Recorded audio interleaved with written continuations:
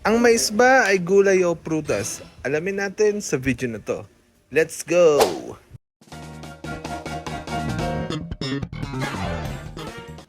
Yun, kitang-kita nyo, ang ganda ng mais, bintog na bintog at kalalaki ng butil. Freshly pick nga pala ang mga mais na yan dito sa amin sa Tanawan, Batangas. So may idea na ba kayo guys kung anong klase ng luto ang gagawin natin sa mais na to? Kung hindi pa ay panoorin mo to sa simula hanggang sa uli at paniguradong matututo ka na naman ng panibagong recipe. Basic lang naman to guys, kailangan natin ng sibuyas, bawang, syempre i-slice natin sila. At dito kailangan din natin ng luya. Yan, nice. Kami nakakuha ng luya, may tanim kami sa likod ng bakuran namin. At syempre, hindi rin kami mawawala ng tanim na puno ng malunggay. Wow. Kailangan to sa mga lutuin. Napaka-healthy din ito guys. Kukuha na tayo ng mga talbos ng malunggay at gagamitin natin to sa lulutuin nating mais. Kakatapos lang ng ulan guys, kitang-kita nyo basa pa yung mga dahon ng puno. At yan, nakakuha na nga tayo ng malunggay at huhugasan natin. At simulan nating lutuin ng mais guys. Una, igigisa natin ng sibuyas, bawang at luya. Lutuin natin ang mga ito bago natin ilagay yung ating mais. At yan, hahalu-haluin lang natin para manuot ang lasa ng mga nilagay nating ingredients sa loob ng mais. At yan, nilagyan natin ng sabaw, tubig.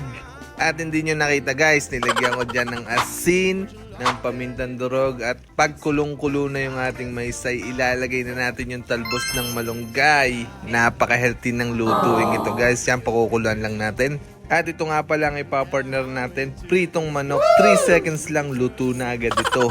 In 3, 2, 1, let's go! Yan, luto na nga agad guys. At syempre, luto na rin yung ating gulay. Wow. Yan, kitang-kita nyo guys, umuusok-usok pa. Ang sarap, napaka-healthy nito guys. Kaya talagang subukan nyo. So, ano pang susunod dito? Syempre, kain na tayo. Okay guys, so naisip niyo na ba kung ang mais ba ay gulay o prutas? Kahit ako naguguluhan din dito, itatanong ko na lang kay Google at isearch niyo na din guys. Pag na-search nyo, i-drop nyo naman sa comment section para din malaman ng mga nanonood pa ng video na to. At guys, i-comment nyo din kung taga saan kayo para malaman namin kung saan nakarating ang video na ito.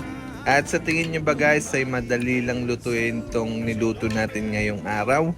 Kung madali lang, i-comment nyo naman guys. At kung may iba pa kayong style ng pagluluto nitong mais, alamin naman natin sa comment section. Pag-usapan natin yung lahat guys. So hanggang dito na lang muna guys. Kakain na muna ang mga Llarena. So like, share, and follow guys. Para maging updated pa kayo sa mga susunod pa namin mga upload. Let's go!